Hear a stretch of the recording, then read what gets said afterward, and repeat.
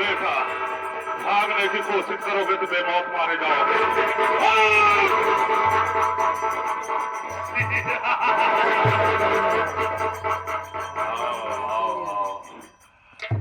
आओ बेटा, और करीब और आओ, और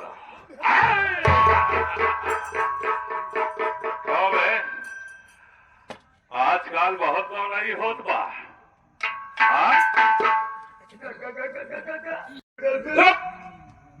अबे बावड़ीवा साले, अबे डाकू, ऐसे सराउ हबे तो सवेरे जब जाए लगभग 7 बजे कहेंगे गांडू जाता है, तब साले अबे डाकू लेकिन दोस्तों आप लोगों को ये नहीं मालूम होगा कि ये इंसान है कौन। सुनो मैं बता रहा हूं दोस्तों, मेरा नाम डाकू खंगास। अरे शोहरत है मेरे नाम का सारे जहान में। शेरों का छक्का छूटता है डाकू खंगास सिंह के नाम से। बेटा, आज हम तुम्हें अपनी बीती हुई जिंदगी के बारे में बताएंगे। तुम सारे गिरोह के आदमी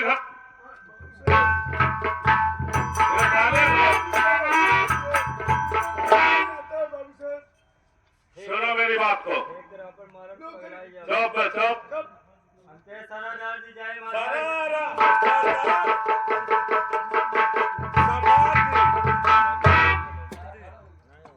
सरदार जी जय जमाई भवानी, जय जमाई भवानी।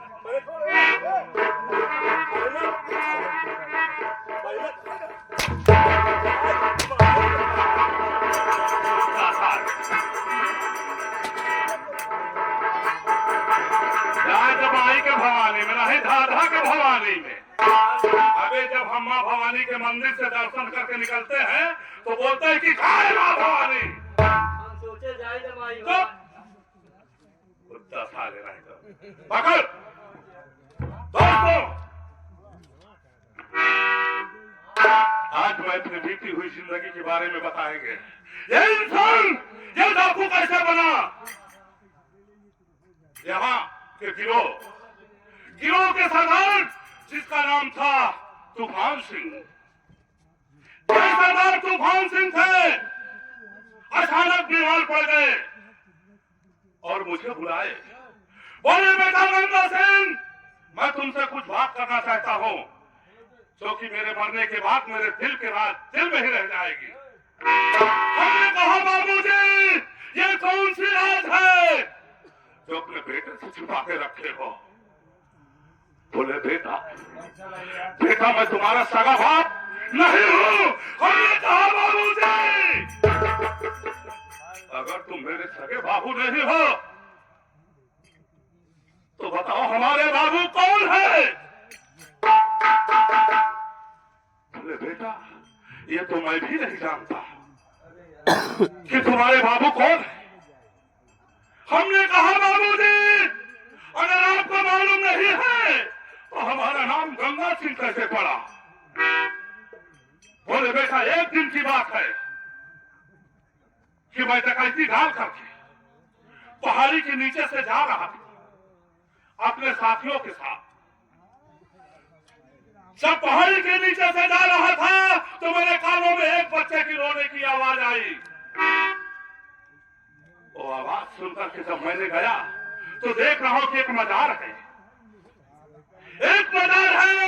उस मजार में तू रो रहा था। तेरे आगे पीछे कोई नहीं था। मैंने और सोचा, आवाज लगाया कि ये बच्चे का वारिस कौन है, लेकिन कोई नहीं मिला। मैं सोचा ये बच्चे को उठाकर किसी गांव में लेके जाऊं, लेकिन मैं मजबूर था क्योंकि मेरे पीछे पुलिस लगी थी। अगर मैं गांव में जाता या तो अरेस्ट हो जाता या तो गोली से निशाना हो जाता। मजबूर होकर के तुझे मैं अपने अड्डे पे लाया और देखा तो तेरे गले में एक ताबीज थी। वो ताबीज में गंगा सिंह लिखा था। देखा मैं उसी नाम से तेरा नाम गंगा सिंह रख दिया। बाबूजी, आपने मुझे पाल पोस करके इतना बड़ा कर दिया, लेकिन बाबूजी आज अपने बेटे से कौन सा काम लेना चाहते हैं? बाबूजी ने कहा कि बाबू बेटा, मैंने दुनिया में हर दुश्मन को खत्म कर दिया, लेकिन एक दुश्मन बचा है। हमने कहा बाबूजी,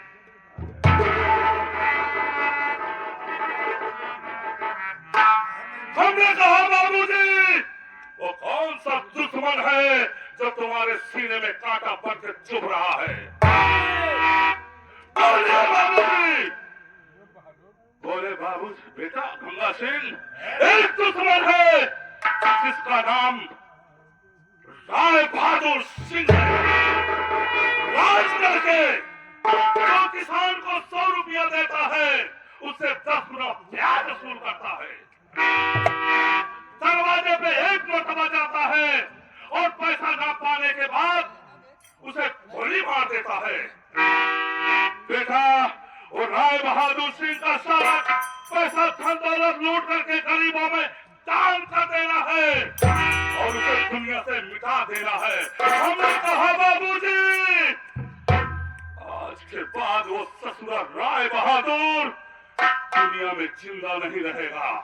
उस दिन मैंने कसम खा लिया कि कसम भवानी की कि सर नहीं छुपाऊंगा और कहती आग ठाकुर राय बहादुर सिंह मेरे खून से बुझाऊंगा। न घर की फिक्र मुझको, न संभालने की, उठा हाथ में बंदूक, ये भाग अजमाने की। राय बहादुर, खेल में मजा तो अब आएगा ससुरा। जिस दिन तेरे गांव में आऊंगा, मां कसम, हम अपनी गोली से इतना चढ़ा देंगे कि तेरी हवेली 2 फीट ऊपर उठ जाएगी। लेकिन यहाँ में सरदार जी, आज कहाँ चल रहा है? कहाँ चलनी है सरदार जी? चलनी नहीं, सराव सूप है। आप ही कहे ना, राजगढ़ चलना है। राजगढ़ चलना, ये जंगल का मामला है। जंगल में चलना, शिकार करने। सियार नहीं, गवाह करेंगे कुत्ता साले।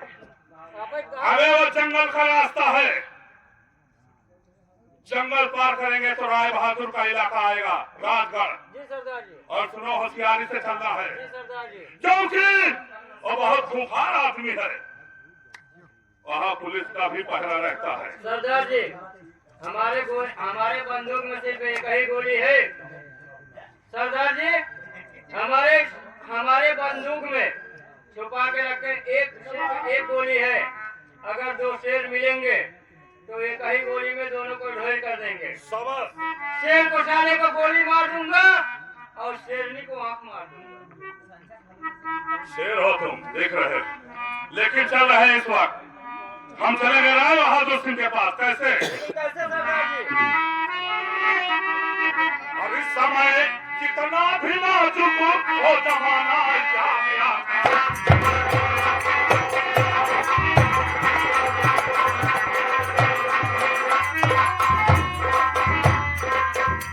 तो समय कितना भी नाजुक हो जमाना याद आता है। समय कितना नाजुक हो जमाना याद आता है।